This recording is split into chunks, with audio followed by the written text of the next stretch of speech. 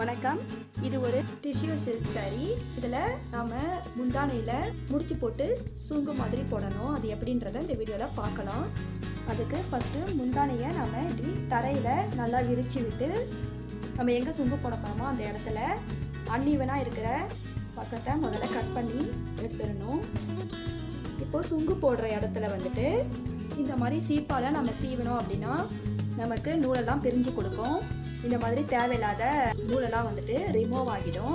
புடவையில் thread வந்து ரொம்ப டைட்டாக இருக்கும். அந்த மாதிரி டைமில் இந்த மாதிரி பெரிய நீடிலை வந்து யூஸ் பண்ணி நீடிலோட எண்டு சைடில் ஷார்ப்பான பகுதியால் தேவையில்லாத நூலெல்லாம் வந்து ரிமூவ் பண்ணிடணும்.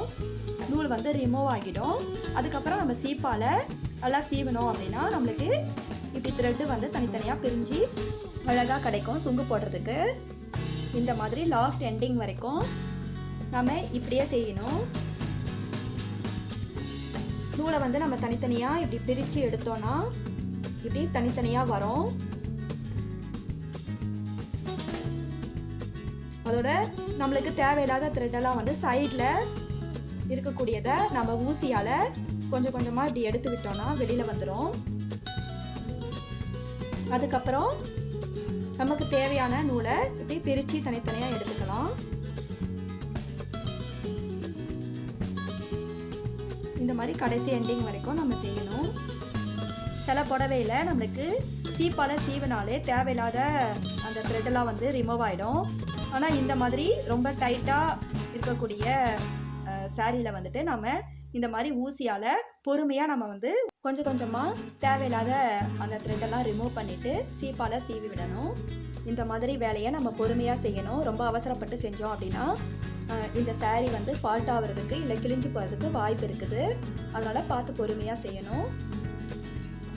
ரொம்ப சிம்பிளாக நம்ம வீட்டில் இருக்கக்கூடிய சீப்பு ஊசி இதை வச்சு நம்ம புடவைக்கு நம்மளே சுங்கு இந்த மாதிரி அழகான முறையில் போட்டுக்கலாம். இதுக்காக நம்ம கடையை தேடி போக வேண்டிய அவசியம் இருக்காது. இது ஜஸ்ட் ஒரு 3/4 மணி நேரம் வேலை தான். இதுக்கு நம்மளுக்கு பொறுமை ரொம்ப முக்கியம். நம்ம பொறுமையாக அவசரப்படாமல் நம்ம சாரிக்கு நாமளே சுங்கு அழகாக போட்டுக்கலாம். அவ்வளோதான். எண்டு வரைக்கும் இந்த மாதிரி ஃபினிஷ் பண்ணிவிட்டு நம்ம அழகாக சீப்பால் சீவி விட்டுக்கணும். இப்போ சுங்கு போடலாம். இதுக்கும் நம்மளுக்கு சீப்பும் அந்த பெரிய ஊசியும் யூஸ் ஆகும். ஃபஸ்ட்டு சுங்கு போட போகிற இடத்த நம்ம சீப்பால் தனியாக பிரித்து எடுத்துக்கணும். அந்த பகுதியில் இருக்கக்கூடிய த்ரெட்டுங்களெல்லாம் ஒன்றா சேர்த்து நல்லா திருக்கி ஒரு திரி மாதிரி நல்லா திருக்கி விட்டுக்கணும்.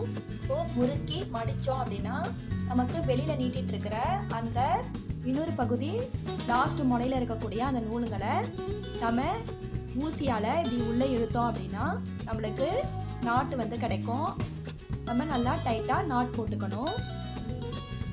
இந்த மாதிரி கடைசி எண்டிங் வரைக்கும் நம்ம தனித்தனியாக இப்படி பிரிச்சுட்டு நல்லா முறுக்கி விட்டுட்டு இப்படி ஒரு சுற்றிட்டு அந்த சைடு இருக்கக்கூடிய நூலை வந்துட்டு நம்ம இப்படி ஊசியால் இப்படி உள்ளே எடுத்து நாட் போட்டுக்கணும். நம்ம இப்படி சுங்கு போடுறதுக்காக நூலை பிரிக்கும் போது மேலே வந்து நம்மளுக்கு சாரியோட மேல் பகுதி சுருக்கம் அதிகமாக இருக்கும். ஸோ நம்ம அதை கையால் இப்படி இழுத்து விட்டோம்னா சரியாகிடும். அயன் பண்ணுறது மூலமாகவும் அந்த சுருக்கத்தை வந்து நம்ம சரி பண்ணிடலாம்.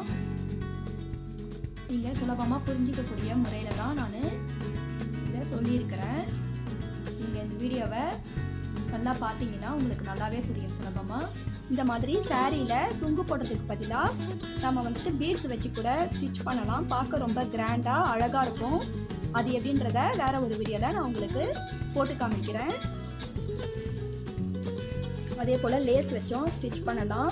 கொஞ்சம் மாதிரி ரெடி பண்ணி கூட நாம் ஸ்டிச் பண்ணலாம். பார்க்க ரொம்ப அழகாக இருக்கும். அவ்வளோதான். இது போல் லாஸ்ட் எண்டிங் வரைக்கும் நம்ம இப்படி கொஞ்சம் கொஞ்சமாக பிரித்து நான் சொன்ன முறையில் சுங்கு போட்டு முடிச்சுக்கலாம். பாருங்கள் எவ்வளோ அழகாக சுங்கு போட்டு முடிச்சாச்சு. இந்த மாதிரி நீங்களும் ட்ரை பண்ணி பாருங்கள். இந்த வீடியோ கண்டிப்பாக உங்களுக்கு பிடிச்சிருப்பான்னு நினைக்கிறேன். வேறு ஒரு வீடியோவில் உங்களை மீட் பண்ணுறேன். நன்றி.